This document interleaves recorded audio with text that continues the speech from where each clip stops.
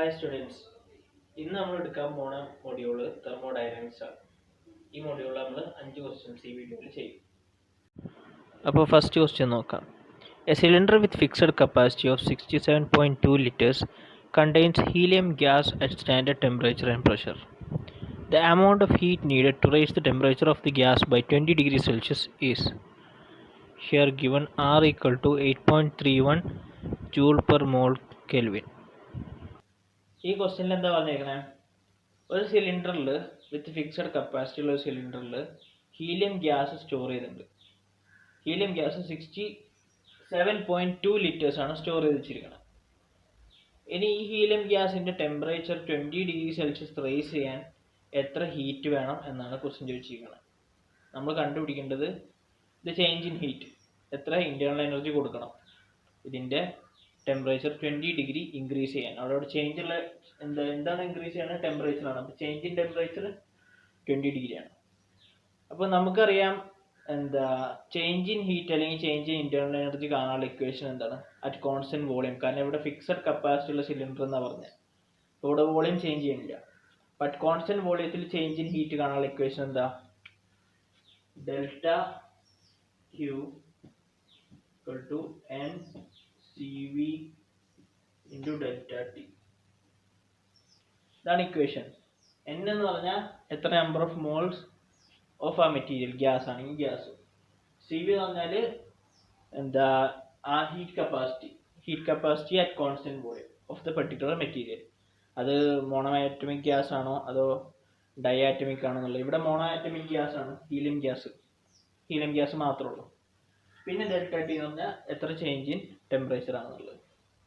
നമുക്ക് ആറിൻ്റെ വാല്യൂ തന്നിട്ട് അത് നമുക്ക് ഈ ഹീറ്റ് കപ്പാസിറ്റിയിൽ യൂസ് ചെയ്യാനുള്ളതാണ്. ഇനി ഹീലിയം ഗ്യാസ് മോണോആറ്റമിക് അല്ലേ, അതായത് സിംഗിൾ ആറ്റം ഗ്യാസ് ആണ്. അങ്ങനെയാണ് ഈ heat capacity for monoatomic gas at constant volume എത്ര ആയിരിക്കും? നമുക്ക് എത്ര കിട്ടും? നമുക്ക് ഓൾറെഡി അറിയണതാണ് അതിൻ്റെ വാല്യൂ. 3/2 R ആണ്.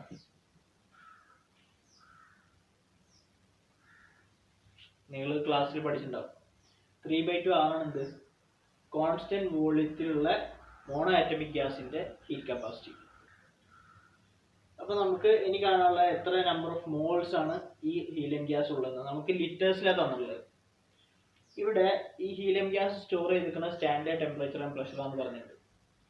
നമുക്കറിയാം ഒരു മോൾ ഒരു ഗ്യാസ്, അതായത് ഒരു ഐഡിയൽ ഗ്യാസ് ഒരു മോള് എത്ര ലിറ്റേഴ്സിൽ ഒക്യുപ്പൈ ചെയ്യാൻ പറ്റും at standard temperature and pressure? 22.4 liters. അതായത് ഒരു mole of any ideal gas 22.4 liters occupy ചെയ്യും at standard temperature and pressure. അപ്പോൾ നമുക്ക് അതിൽ നിന്ന് എത്ര നമ്പർ ഓഫ് മോൾസ് ഉണ്ടെന്ന് കണ്ടുപിടിക്കാമല്ലോ. ഇവിടെ ഒക്യുപ്പൈ ചെയ്തുള്ളത് അത് N equal to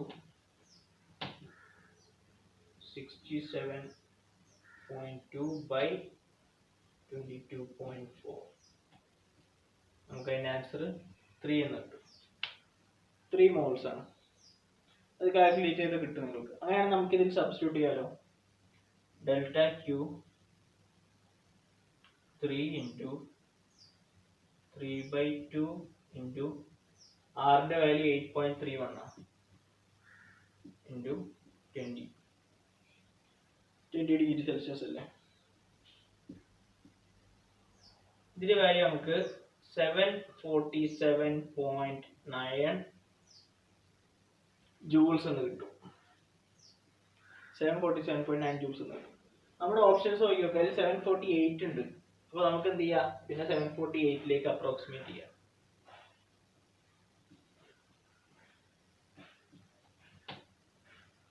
ഇത് നിങ്ങൾക്ക് കാൽക്കുലേറ്റ് ചെയ്ത് കിട്ടും. ഇത് 90 into 8.31 ആണ് 747.9 വരുന്നത്.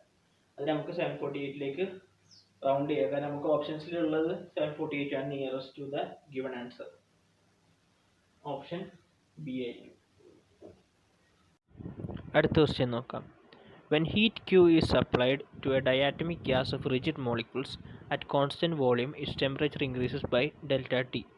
The heat required to produce the same change in temperature at a constant pressure is. ഈ ക്വസ്റ്റ്യനിൽ എന്താ ചോദിച്ചിരിക്കണേ? ഒരു ഹീറ്റ് Q ഒരു ഡയാറ്റമിക് ഗ്യാസിന് അപ്ലൈ ചെയ്യുകയാണെങ്കിൽ അറ്റ് കോൺസ്റ്റന്റ് വോളിയം, നമുക്കൊരു ചേഞ്ച് ഇൻ ടെമ്പറേച്ചർ, ഒരു റൈസ് ഇൻ ടെമ്പറേച്ചർ നമുക്ക് കിട്ടും, ഡെൽറ്റ ടി. നമുക്കറിയാം ഇക്വേഷൻ, നമ്മൾ നേരത്തെ ക്വസ്റ്റ്യനിൽ ചെയ്തിരുന്നു, delta Q is equal to N C V delta T. അവിടെ ഒരു ഹീറ്റ് അപ്ലൈ ചെയ്യുമ്പോൾ കോൺസ്റ്റന്റ് വോളിയത്തിൻ്റെ കണ്ടീഷനിൽ ഒരു ഗ്യാസിന് എന്തുണ്ട്, ഒരു റൈസ് ഇൻ ടെമ്പറേച്ചർ ഉണ്ടാവണം, ഡെൽറ്റ ടി. നമുക്ക് അതിനെ റെപ്രസെന്റ് ചെയ്യാം എങ്ങനെ, Q equal to N C V delta T. ഇതാണ് ക്വസ്റ്റ്യനിൽ തന്നിരിക്കുന്നത്.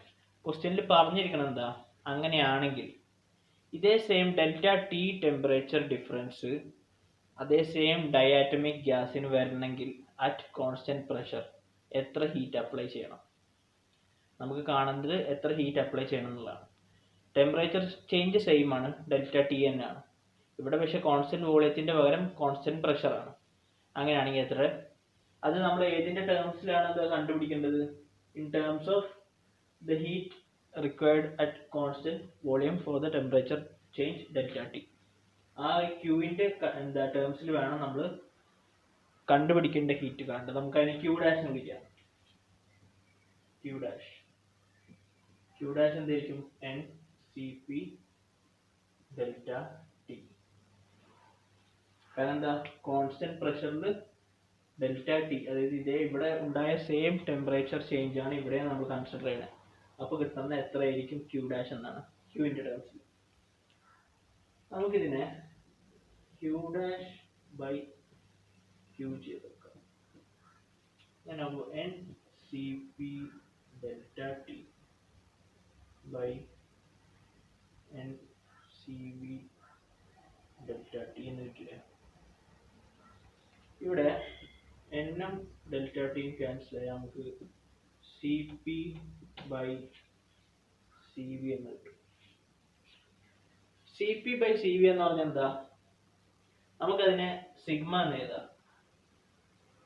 സിഗ്മ എന്താണ്, അഡിയാബാറ്റിക് ഗ്യാസ് കോൺസ്റ്റന്റ് ആണ്. സി പി ബൈ സി വിനെ നമുക്ക് സിഗ്മ ആയിട്ട് കൺസിഡർ ചെയ്യാം. കാരണം അഡിയാബാറ്റിക് ഗ്യാസ് കോൺസ്റ്റന്റ് കാണുന്നത് എന്താ, heat capacity at constant pressure by heat capacity at constant volume. ഇനി ഇതൊരു ഡയാറ്റമിക് ഗ്യാസ് എന്ന് പറഞ്ഞു. ഡയാറ്റമിക് ഗ്യാസിന്റെ കണ്ടീഷനിൽ കേസിൽ സിഗ്മന്റെ വാല്യൂ എത്രയായിരിക്കും, നിങ്ങൾ പഠിച്ചിട്ടുണ്ടാവും. സിഗ്മന്റെ വാല്യൂ 7/5 ആണ്. കാരണം സി പിന്റെ വാല്യൂ 7/2 ആറും സി വിന്റെ വാല്യൂ 5/2 ആറും ആണ്. ഇപ്പോൾ രണ്ടും ഡിവൈഡ് ചെയ്യുമ്പോൾ നമുക്ക് എന്ത് കിട്ടും, 7/5 എന്ന് കിട്ടും. അങ്ങനെയാണെങ്കിൽ നമുക്ക് എന്ത് കിട്ടി, Q dash by Q equal to 7/5 എന്ന് കിട്ടിയില്ലേ. നമുക്കതിനെ എങ്ങനെ എഴുതാം, Q dash equal to 7/5 Q എന്ന് എഴുതാം. അപ്പൊ നമുക്ക് എന്ത് കിട്ടി, ക്യൂ ഡാഷിന്റെ വാല്യൂ ക്യൂവിന്റെ ടേംസിൽ ആൻസർ ആയിട്ട് കിട്ടി. അപ്പോൾ ഓപ്ഷൻ എന്തായിരിക്കും, ഓപ്ഷൻ ഡി ആണ് ആൻസർ. അടുത്ത ക്വസ്റ്റ്യൻ നോക്കാം. A Carnot engine has an efficiency of 1/6. When the temperature of the sink is reduced by 62 degrees Celsius, its efficiency is doubled.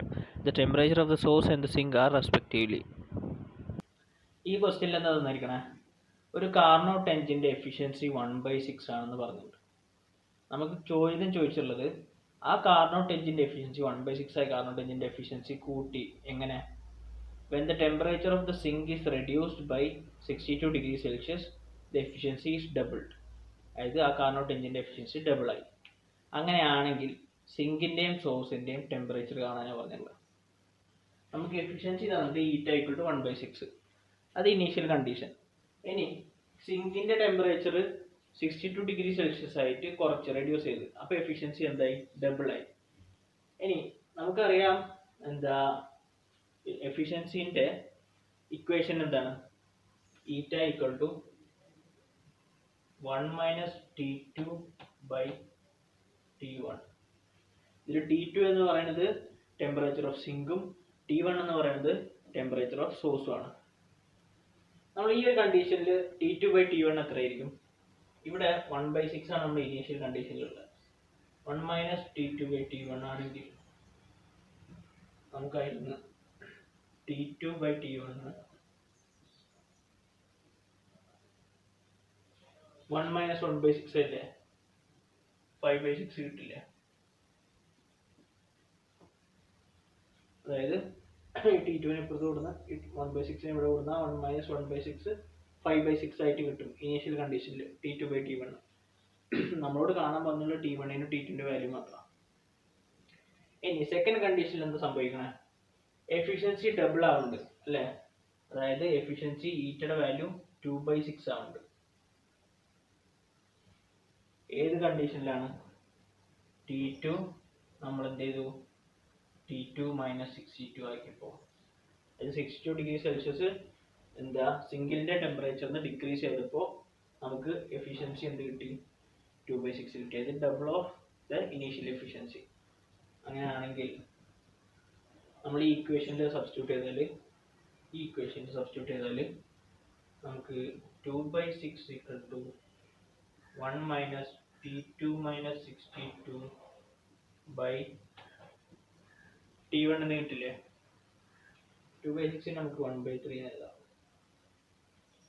ഇനി T2 - 62 by T1 equal to 1 - ഈ 1/3 നും ഈ T2 - 62 by T1 ഇപ്പുറത്ത് കൊടുത്താൽ 1 - 1/3 എത്ര? 2/3 അല്ലേ? നമുക്ക് ഇങ്ങനെ ഇക്വേഷൻ കിട്ടി. ഇനി നമ്മൾ ഇവിടെ T2 - 62 by T1 നമുക്ക് T2/T1 - 62 by T1 എഴുതാലോ. T2/T1 - 62 by T1 = 2/3. T2/T1 നമ്മൾ നേരത്തെ കണ്ടിട്ടുണ്ട്. T2/T1 എന്താ? 5/6 ആണ്. അങ്ങനെയാണെങ്കിൽ 5/6 - 62 by T1 = 2/3. ഇങ്ങനെ കിട്ടില്ലേ? നമുക്കപ്പോൾ 5/6 - 62 by T1 = 2/3 എന്ന് കിട്ടി. ഇനി ഇതിനൊന്ന് റീഅറേഞ്ച് ചെയ്യാം. 62 by T1 = 62 ഇപ്പുറത്ത് കൊടുക്കുന്നു, 2/3 ഇവിടെ കൊടുത്താൽ 5/6 - 2/3 നമുക്ക് 62 by T1 = 5 - 4/6 എന്ന് കിട്ടും. ഇതിനെ 62 by T1 = 1/6. അങ്ങനെയാണെങ്കിൽ T1 = 6 × 62 അങ്ങനെ കിട്ടും.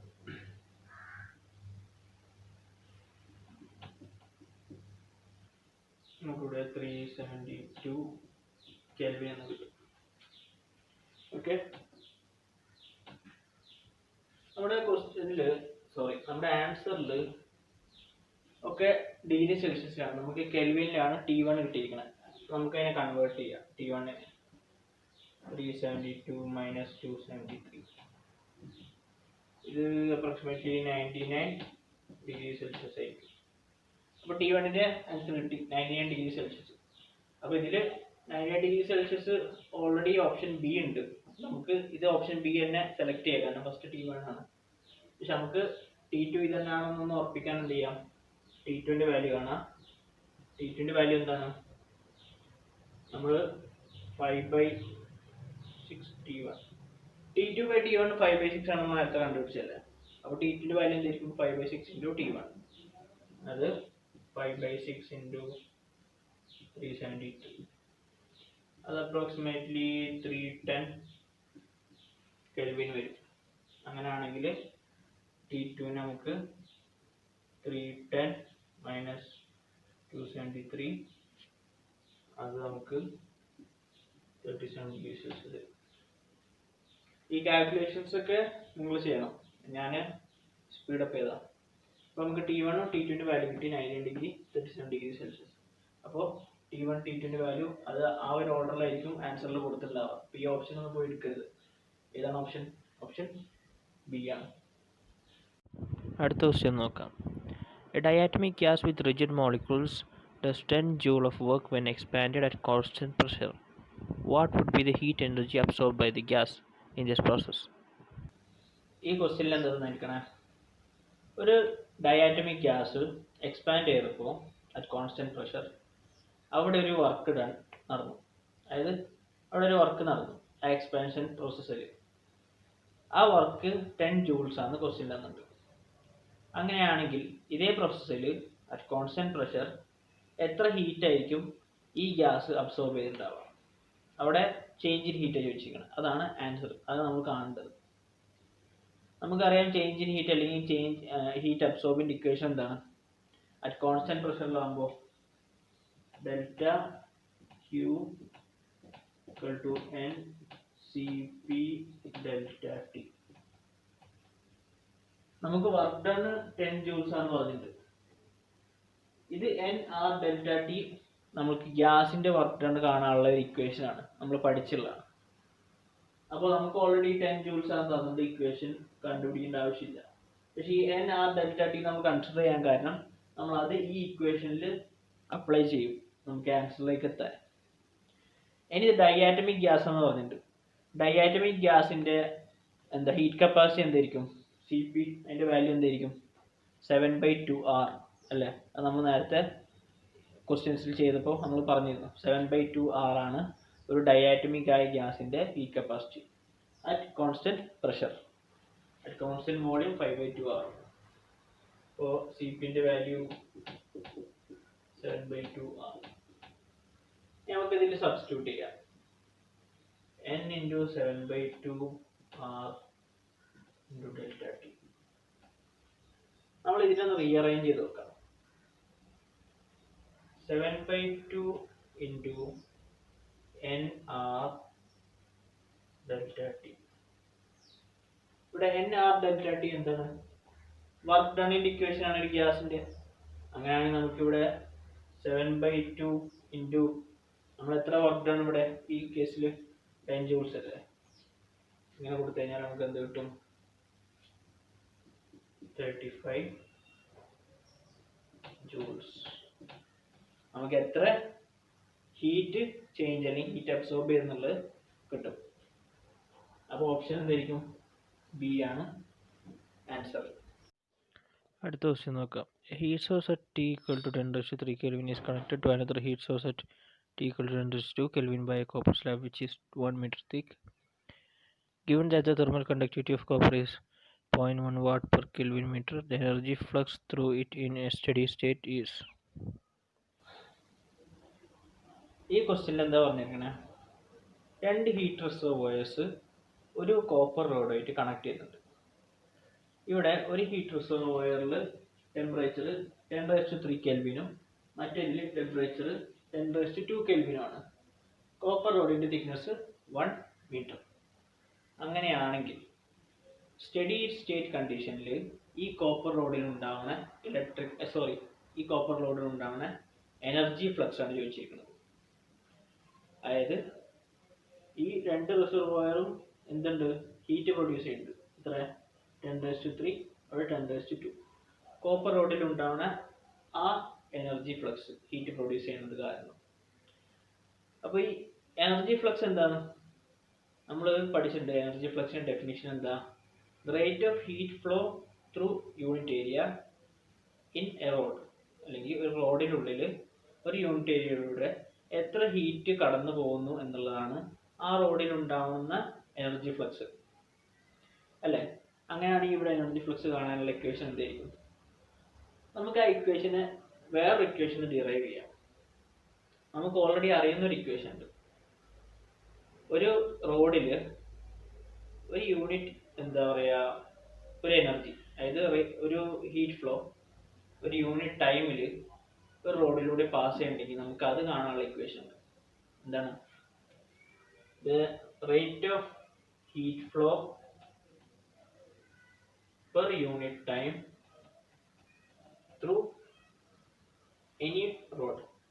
അപ്പോൾ ആ റോഡിന്റെ തെർമൽ കണ്ടക്ടിവിറ്റി ഉണ്ടാവും, ഏരിയ ക്രോസ് സെക്ഷൻ ഉണ്ടാവും, ടെമ്പറേച്ചർ ഡിഫറൻസ് ഉണ്ടാവും ആ 2 അറ്റത്തുള്ള ആ റോഡിൽ by thickness of the road. ഇത് നമുക്ക് അറിയുന്ന ഒരു ഇക്വേഷൻ ആണ്. അതായത് ചേഞ്ച് ഇൻ ഹീറ്റ് അല്ലെങ്കിൽ change in heat flow by change in time per unit time.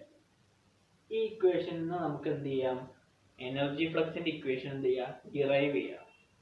Energy ഫ്ലക്സിന്റെ equation എന്തായിരുന്നു? എനർജി ഫ്ലക്സ് എന്തായിരുന്നു? Rate of heat flow per unit area. ഒരു യൂണിറ്റ് ഏരിയയിലുള്ള ഹീറ്റ് ഫ്ലോ ആണ് ഇത്, പെർ യൂണിറ്റ് ടൈമിലുള്ള ഹീറ്റ് ഫ്ലോ ആണ്. അപ്പോൾ നമ്മൾ ഇവിടെ തന്നുള്ള ഈ ഏരിയൻ എന്ത് ചെയ്താൽ മതി, ഇവിടേക്ക് കൊടുത്താൽ മതി റെസിപ്രോക്കൽ. അതായത് 1/a into dq by dt equal to k delta t by L. ഇപ്പൊ എന്തായി, the heat flow per unit time per unit area. ഇതിനെ നമുക്ക് എന്ത് ചെയ്യാം, എനർജി ഫ്ലക്സിന്റെ ഇക്വേഷൻ ആയിട്ട് എടുക്കാം. കാരണം ഇതാണ് എനർജി ഫ്ലക്സിന്റെ ഡെഫിനിഷന് സ്യൂട്ട് ആവുന്ന ടെർമിനോളജി. അപ്പൊ നമുക്ക് energy flux off road is equal to k into delta t by L. ഇങ്ങനെ കണ്ടുപിടിക്കാം. k എന്താണ്? Thermal conductivity. നമുക്ക് തന്നിട്ട് എത്ര? 0.1. ഡെൽറ്റ ടി എന്താണ്? 10⁻³ - 10⁻². ഇതെന്താണ്? Thickness of the copper road 1 meter. 0.1 into 10⁻³ - 10⁻². അതായത് 1000 - 100 എന്താ? 900. 0.1 into 900 എത്രയായിരിക്കും? 90.